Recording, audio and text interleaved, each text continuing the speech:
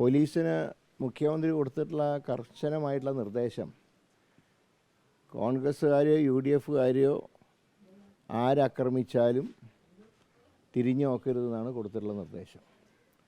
ഇപ്പോൾ ഒരു ഉദാഹരണം പറഞ്ഞാൽ, മിനിഞ്ഞാന്ന് ഈ സംഭവം നടന്ന ഏതാനും മണിക്കൂർ കഴിഞ്ഞപ്പോൾ തിരുവനന്തപുരത്ത് ഈ പുതിയ യാത്രയുടെ സ്വാഗതസംഘം ഓഫീസ് ഒരു 7 പേര് ചേർന്ന് അവിടുത്തെ ഫ്ലക്സൊക്കെ തകർത്തു. ഞാൻ അവിടെ ഓഫീസിൽ ചെന്ന് അസിസ്റ്റൻറ്റ് കമ്മീഷണറെ ഫോണിൽ വിളിച്ചപ്പോൾ അദ്ദേഹം പറഞ്ഞു ഉടൻ തന്നെ പോലീസിനെ അങ്ങോട്ട് അയക്കാമെന്ന്. 1 മണിക്കൂർ ഞാൻ അവിടെ ഇരുന്നിട്ട് പോലും ഒരു പോലീസുകാരൻ പോലും, സെക്രട്ടറിയുടെ നേരെ ഓപ്പോസിറ്റാണെന്ന് ഓർക്കണം, ഒരു പോലീസുകാരൻ പോലും തിരിഞ്ഞു നോക്കിയില്ല. അപ്പം അതിൻ്റെ കാരണം ഈ നിർദ്ദേശത്തിൻ്റെ ഭാഗം തന്നെയാണ്.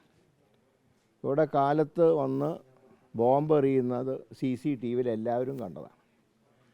ഇത്രയും ഗുരുതരമായൊരു സംഭവം ഉണ്ടായിട്ട് പറയുമ്പോൾ മെയിൻ റോഡിലൊക്കെ പോലീസുകാരുണ്ടായിരുന്നു എന്നാണ് ഞാൻ മനസ്സിലാക്കുന്നത്. അവരുണ്ടായിട്ട് പോലും വന്ന ഈ സംഘം വ്യക്തമായി മൊബൈൽ ടോർച്ച് ഉപയോഗിച്ചുകൊണ്ട് എറിയുന്നത് എല്ലാവരും കണ്ടതാണ്, സമയം എല്ലാവരും കണ്ടതാണ്. ഇതുവരെയായിട്ട് ഒരു നടപടി എടുക്കാനും പോലീസ് തയ്യാറാവാത്തതിൻ്റെ കാരണം മുഖ്യമന്ത്രിയുടെ ഇൻസ്ട്രക്ഷൻ്റെ ഭാഗമാണ്. സത്യം പറഞ്ഞാൽ മിനിഞ്ഞാന്ന് നടത്തിയ നാടകം അത് പൊളിഞ്ഞതിൻ്റെ വൈരാഗ്യം അത് മുഖ്യമന്ത്രിക്കും അദ്ദേഹത്തിൻ്റെ പാർട്ടി സുഹൃത്തുക്കൾക്കുണ്ട്. ഏതായാലും ഇന്ന് പുലർച്ചെ മന്ത്രി തിരുവനന്തപുരത്തേക്ക് പോയി. ഇന്നലെയൊക്കെ പറഞ്ഞത് അടിയന്തര ശസ്ത്രക്രിയ നടത്തേണ്ടി വരുന്നതാണ്. ഒരു ശസ്ത്രക്രിയയില്ല, മന്ത്രിക്ക് വേറെ കുഴപ്പമൊന്നുമില്ല. അവർ കഴിഞ്ഞ ഇലക്ഷൻ കാലത്തെ വിഷ്വൽ പരിശോധിച്ചാൽ നിങ്ങൾക്ക് ഒരു കാര്യം അറിയാം. ഒരു ആറന്മുളയിൽ സ്ഥാനാർത്ഥിയായിരുന്നപ്പോൾ പല സന്ദർഭങ്ങളിലും അവർ കോളർ ധരിച്ച്, നമുക്ക് സ്പോൺലൈറ്റീസിൻ്റെ കുഴപ്പമുണ്ട്. ആ സ്പോൺലൈറ്റീസ് ഇലക്ഷൻ കാലത്തും ഇങ്ങനൊരു നാടകം നടന്നു. ആറന്മുള ഇലക്ഷൻ ദിവസം അവരാക്രമിച്ചു എന്ന് പറഞ്ഞിട്ട് ന്യൂസ് ഉണ്ടായി. നിങ്ങളുടെ ചാനലുകളുടെ പഴയ വിഷ്വൽ എടുത്തു നോക്കിയാൽ കാണാം. ആ സമയത്ത് അവർ കോളർ ഇട്ടിരുന്നു.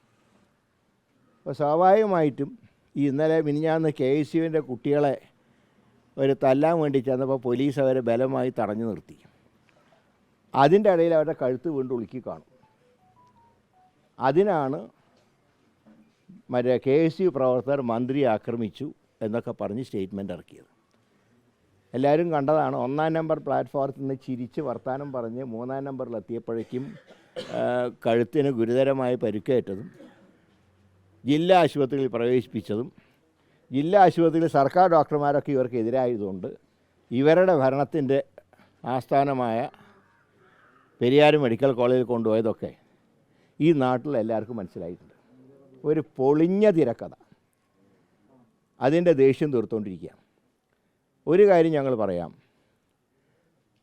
ഇപ്പോൾ നടത്തുന്ന അക്രമങ്ങൾ ഇതിന് നേതൃത്വം കൊടുക്കുന്നത് മുഖ്യമന്ത്രിയുടെ അറിവോടുകൂടി തന്നെയാണ്. തിരിച്ചടിക്കാൻ ഞങ്ങൾക്കൊരു മടിയില്ല. കാരണം ഇവിടെ ക്രമസമാധാന നില പരിപാലിക്കേണ്ട ബാധ്യത ഇപ്പം ഞങ്ങൾക്കില്ല. 3 മാസം കഴിഞ്ഞാലുണ്ടാവും, ഇപ്പം ഞങ്ങൾക്കില്ല. അതുകൊണ്ട് ഇതിനെല്ലാം മറുപടി പറയേണ്ടത് മുഖ്യമന്ത്രിയാണ്.